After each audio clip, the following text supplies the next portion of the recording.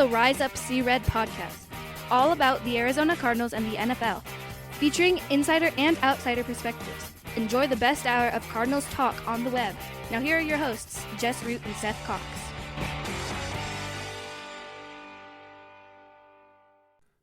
Hello, Arizona Cardinals fans, and welcome to the latest edition of the Rise Up See Red podcast. I'm your host, Jess Root from CardsWire.com, one of the USA Today NFL Wire sites covering, of course, your Arizona Cardinals. And we continue with the opponent preview series. We are in the AFC North opponents.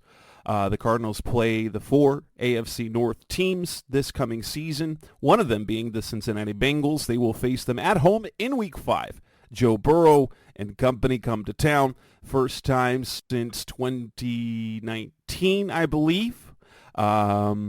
And so we get it's a team we don't get to see a lot. And so in this show, rather than Seth Cox, who I'm giving a break during these next 2 weeks, and our goal to do 14 opponent shows in 14 days, is Greg Wilson, contributing writer to one of our sister sites, the Bengals Wire. Greg, nice to meet you. How are you doing today? I'm doing pretty well. I really appreciate you having me, Jess. I'm excited to do this. Awesome. Well, thank you for being on. Let's start and look back at the 2022 season for the Bengals. Another successful one, but not as successful as the previous year.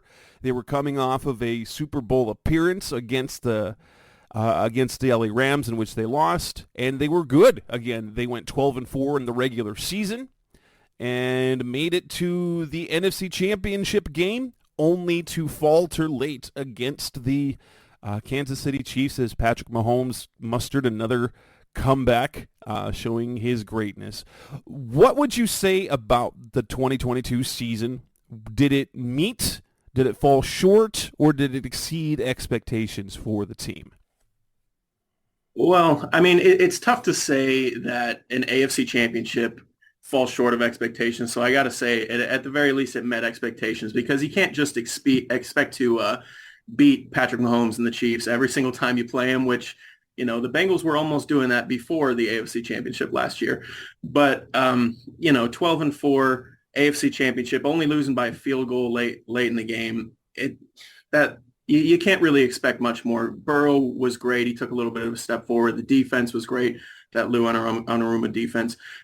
I mean, sure, you want to be able to compete for a Super Bowl every single year, but in this stacked AFC, it's just going to be tough to do that all the time. Was the end of the season viewed disappointingly? Like, obviously they went to the Super Bowl, and that was a surprise. They got hot and made it to the Super Bowl after the 2021 season. Obviously, they had expectations to be in the mix, and they were talked about as a potential favorite in the AFC. Obviously, there's disappointment, but was it disappointing that they didn't get back? Like, was the reaction to the fan base like, oh, they needed to go to the Super Bowl again, we needed to see that same progress? I don't really think it was this past season. Like I said, Patrick Mahomes, he's a tough, and the Kansas City Chiefs, that's a really tough team to beat. But at the same time, in Cincinnati, I don't think there's really an expectation of Super Bowl every year quite yet. I will say yet, and maybe that will come if they continue to do this year after year, which it looks like that's definitely possible with Joe Burrow and the offense they're putting together.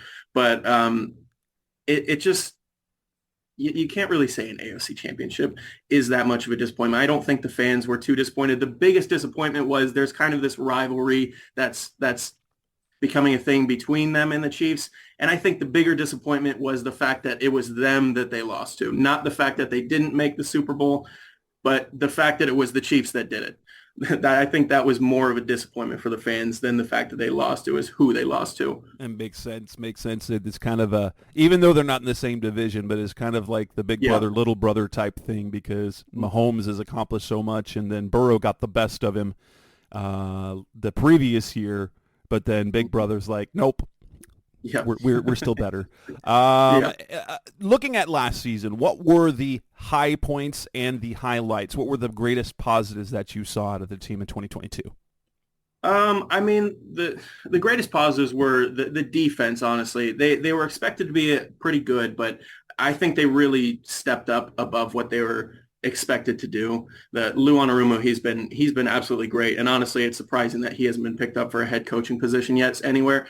But it just the fact that they're able to retain him and what he's been able to do with a defense that wasn't really expected to be one of the best, I guess. But they were up there, and obviously the offense. The offense is a powerhouse. You've got to say that's obviously always a great part of what they've been doing. But that's almost expected at this point. So I don't know if that's necessarily the highlight, because that was an expectation for that to be there with Burrow and the wide receiver core and what they've got there. But the defense really being able to, I think in the past few years, I saw something in the later parts of the season, December, January, February, they're holding opponents to like 19 points a game or something like that. So they've really showed up when it matters. Anything that would be considered a low point or disappointments, not necessarily as a team, but like what were some disappointing things about the season, players, whatnot? Well, and ever since Burrow came up, and honestly a little bit before, the offensive line has definitely been not fully there. And they added a few guys last year, Alex Kappa, they added Lyle Collins, Ted Karras, and they were better than they were previous years, but there was still a weakness there. I think Burrow is still like 5th in the league in sacks or something like that, and he's being pressured a lot more too. So I would say that probably is what was one of the low points of the 2022 season. Obviously, we'll talk later about it, but they addressed that in free agency a little bit. So, but I don't know. I'm thinking specifically of a few years ago when Burrow had that injury, when he tore his ACL, and honestly, the very last play in the AFC Championship last year, I believe Burrow got sacked to end the game against the Kansas City Chiefs. And it's just been in big times like that. And just over a full season, they haven't really been able to step up to what's expected of them. How much of the obviously Burrow's fantastic. Is there an element to the number of sacks that he takes? Is part of that his style of play? Like different reasons. Like Kyler Murray, he ran himself into a lot of sacks his rookie year and then got rid of the ball better.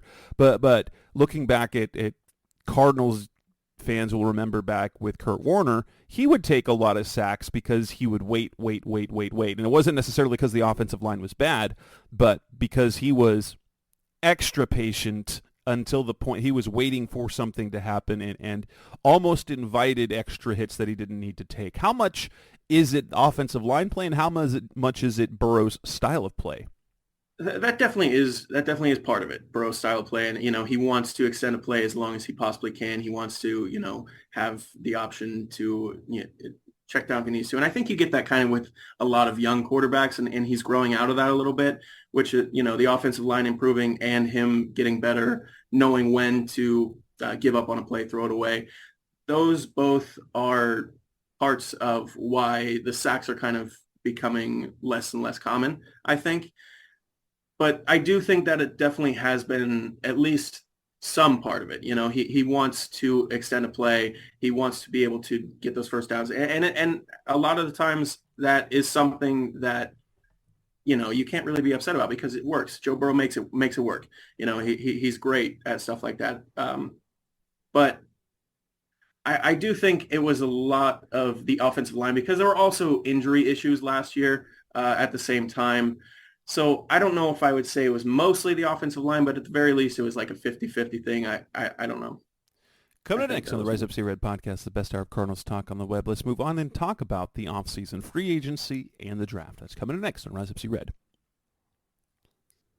We're back on the Rise Up See Red podcast, the best hour of Cardinals talk on the web. In free agency, they lost, they either lost or moved on from a few players from their defense. Eli Apple, not re-signed. Their two safeties, Jesse Bates and Von Bell, both went to the NFC South, so they've got moves to make there. Which players will be the biggest losses, those who are not returning in 2023?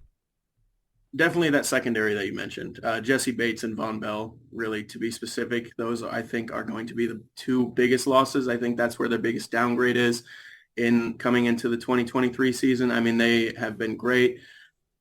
And I'm not sure exactly how they're going to fare with that, but at the same time, it's tough to be a successful defense when there's so many great AFC quarterbacks right now. So you kind of need some really good guys in the secondary, like Jesse Bates, like Von Bell. There you got Justin Herbert you're playing against all the time. You're seeing Aaron Rodgers in the AFC now. You've got so many different great AFC quarterbacks, Trevor Lawrence. So that defense is going to need to kind of make up for what they're losing out of Jesse Bates and Von Bell. And I think they're trying to do that on the interior a little bit, defensive rush. They've kind of built a good group there. So hopefully they can kind of, put some more pressure on the quarterback. Maybe it doesn't matter as much. They don't have as good of a secondary as they used to. How I know they added Nick Scott in free agency, Yes. the former Rams safety. What is the plan for 2023 for the safety position? I assume Scott is going to take one of those spots, but who is projected to be, or is that Dax Hill who's going to expected to take over that this coming season? I wouldn't be surprised to see a little bit of both. And honestly, they drafted Jordan Battle as well out of Alabama, which he was a little bit of a surprising pick in the third round. But I don't know if they're going to start with, one of those guys really getting more time than the others. But it's going to be a lot of, trying different things and maybe with certain kind of schemes that they want to run, maybe they'll switch in and out based on that type of thing. I know Jordan Battle is going to be good in like a box scheme, and I'm Nick Scott. I'm pretty sure he's like more of a man-to-man specialty guy. So I think it's going to be switching in and out like that. Who are the biggest? Obviously, I think the biggest biggest addition was the adding of tackle Orlando Brown, formerly of the Chiefs, goes from protecting Patrick Mahomes to protecting Joe Burrow. How much of an impact will his addition make on the offensive line in the pass protection? It's going to be huge. It's going to be absolutely huge. I mean, that left side was a little bit weaker at times, and Jonah Williams, he's moving from left tackle to right tackle. He's kind of like learning that side of the position now. But with Orlando Brown there, the injuries that they dealt with last year, they're not going to be as big of a deal because now, even with the guys they've got set to start right now, they've still got Lyle Collins. They've still got Jackson Carman ready to, if there are any injuries, ready to come in and fill those spots if they need to. So it's going to be, I think it's going to be very big for them. Not only just because they have him now, but also the Chiefs don't have him anymore. And obviously that's a big thing, in that area too. Of course. What is the plan for Lyle Collins? Is he kicking inside? Is he going to be on the bench? I had seen early in the offseason potentially Jonah Williams moving to guard, but if he's going at right tackle, that would make sense as well. But is Collins going to kick inside now? I don't think he's kicking inside. I don't think that's the plan yet. Honestly, I saw early in the offseason that they were thinking about possibly just cutting him and saving that. I think it's $6 million. I don't think that's going to happen anymore at this point, obviously. But right now, I think the plan is Jonah Williams is the right tackle. And I think part of that is because not quite sure if Lyle Collins is going to be back on time because he's still recovering from his injury. But I think it's kind of like they're just going to attack that when it comes. It's not really a bad problem to have too many guys that could start on your line. Yeah, that especially since offensive linemen, they often get hurt. It's a hard place to stay healthy. Who were the other impact additions in free agency beyond Orlando Brown? So Sidney Jones, they got Sidney Jones at cornerback. I think he's going to sort of fill the Eli Apple spot that they had last year, and Eli Apple still is available. I don't know if they have any plans there, but I doubt it because Sidney Jones is a similar type of player. But he is going to he's going to make some sort of impact. And Irv Smith also at tight end. They lost Hayden Hurst from last year. And, he's a little bit it's only a 1-year deal. It's a little bit of a risk because he's had a lot of injuries. He's dealt with a lot of stuff. He's only played, I think, like 19 games in 3 years or something like that. But that upside is definitely there. The upside is there. And if anyone can unlock that, I think it's Joe Burrow and Zach Taylor. I think they'd be able to do that. We move on to the draft. Their first pick is Clemson pass rusher, Clemson edge defender Myles Murphy. What do you like about him, and how impactful do you think he can be as a pass rusher in the NFL?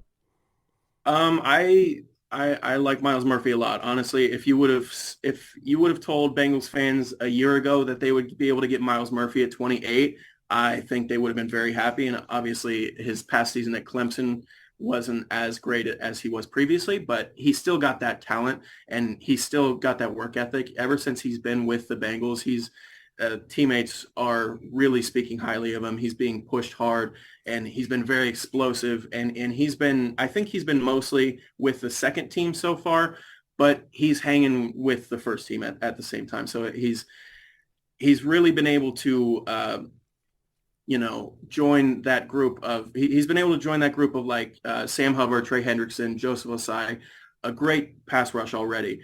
And he's definitely going to help out there. And I think he can make a pretty quick impact if he gets the playing time early, which I do believe he will.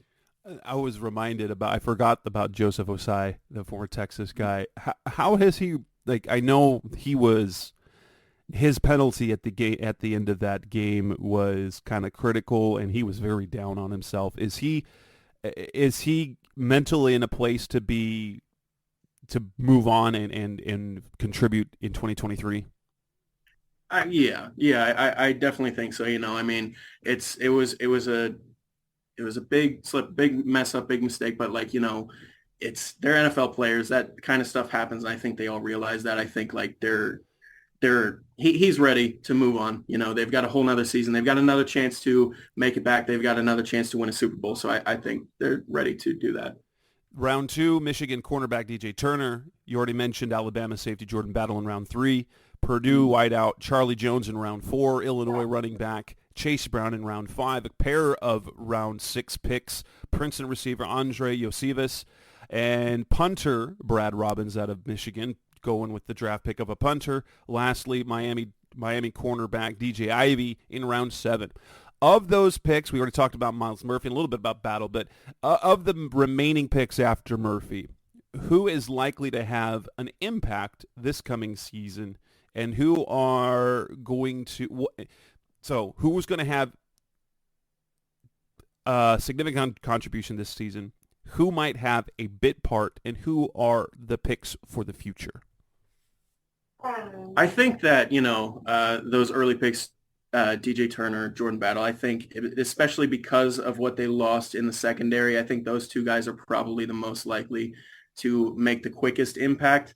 And I think people were, like I said earlier, people were a little surprised with the Jordan Battle pick, but the Bengals said that he was highest on their board by a long shot at that point, and they really like him a lot, and he's been performing well in camp so far as well. So if I had to choose one, I think I would say Jordan Battle, just because of the loss of Jesse Bates and Von Bell, but also DJ Turner I think is going to be a big addition as well for this year.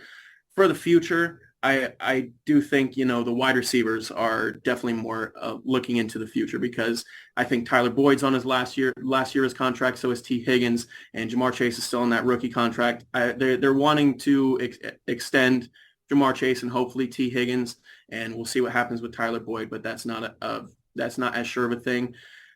But the wide receiver room is pretty set right now. And of course, there's always room for a fourth, fifth, a couple guys to slot in here and there.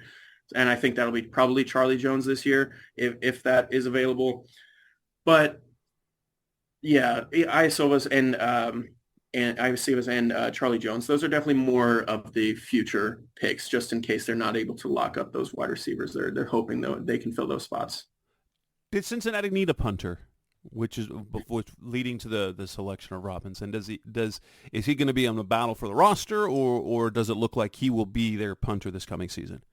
They definitely did need a punter. They Kevin Huber, they've had him. I mean, for so long, so long he's been their punter, and he struggled last season. Drew Chrisman, he kind of slotted in a little bit, and it's going to be Drew Chrisman and Brad Robbins kind of competing for that spot.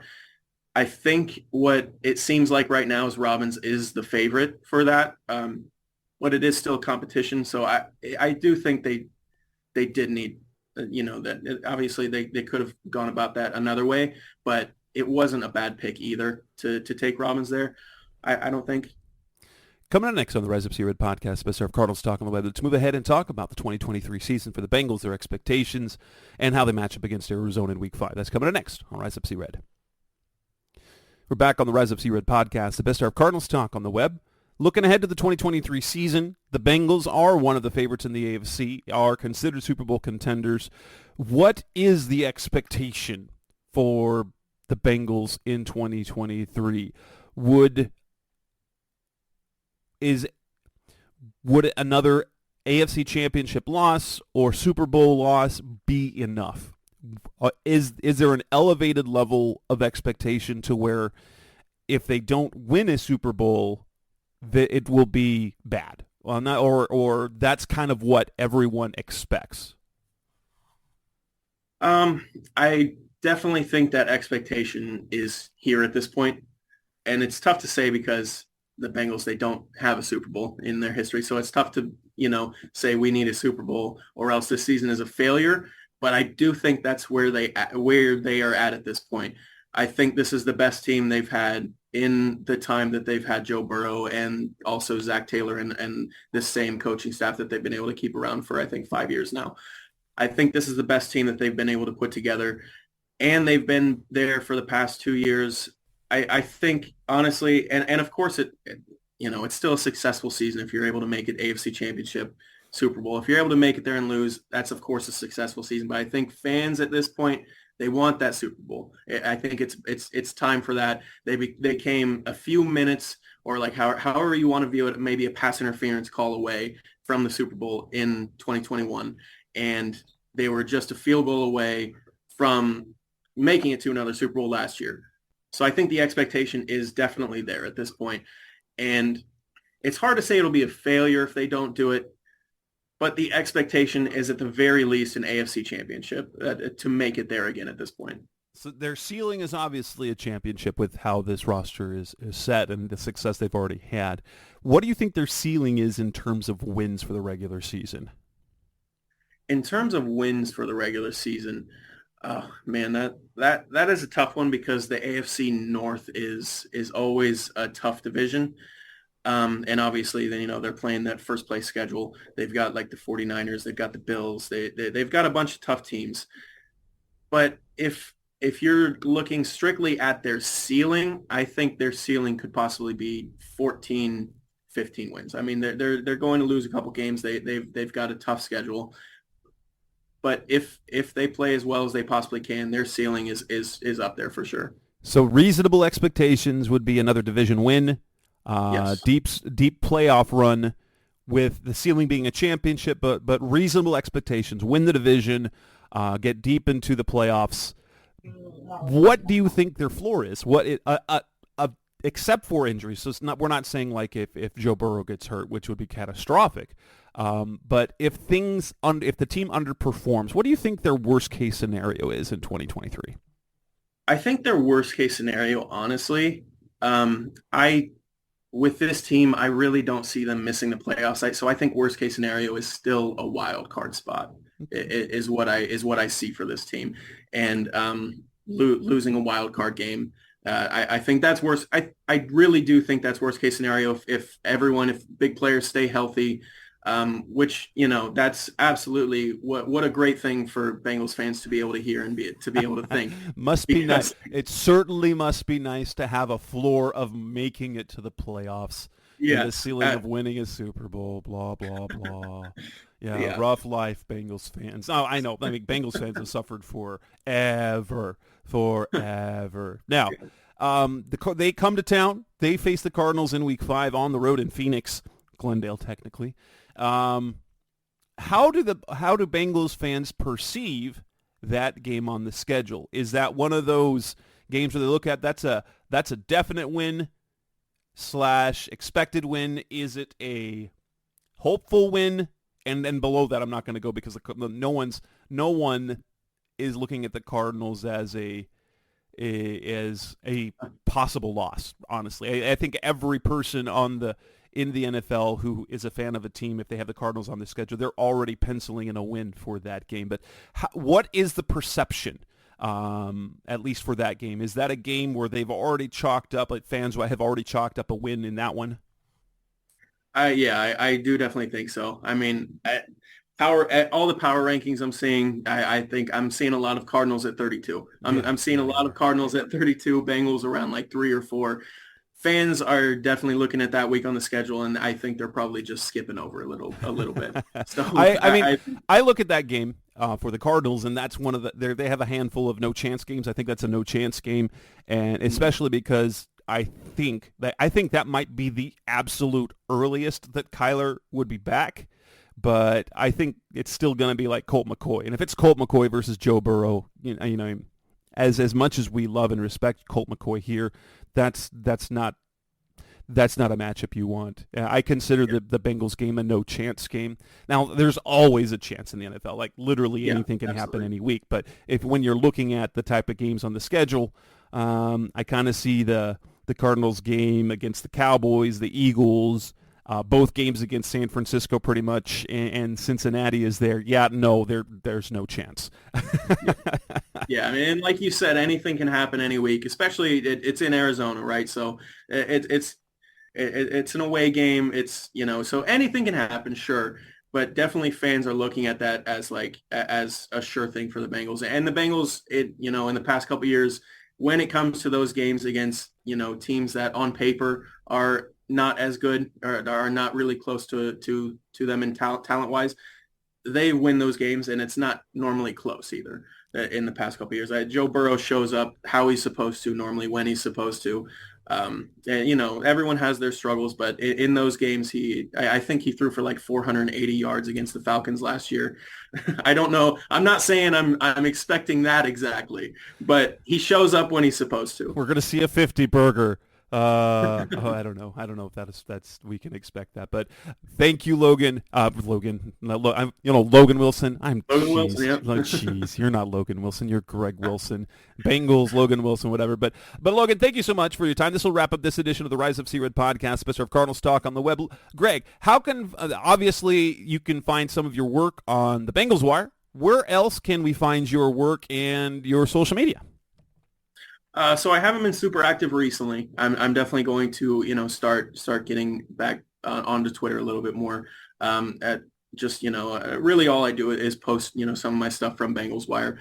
But Greg WLSN13 on Twitter. That's really the only other place I'm at right now. But yeah, Bengals Wire too. I don't really have anything else right now. Just graduated school, looking for other things. So.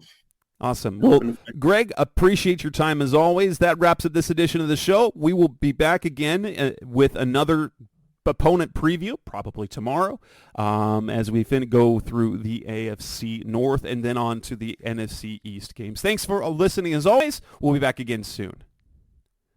Thanks for listening to the latest edition of the Rise Up C-Red podcast. Listen to previous episodes and subscribe to the show on Apple Podcasts, Stitcher Radio, Audioboom, or many other podcast platforms so shows are delivered directly to your mobile device. Please give the show a 5-star rating and always support the sponsors who support the show. We'll be back soon for the best hour of Cardinals talk on the web. Rise up, Red Sea, be Red, Sea Red, and of course, Rise up, Sea Red.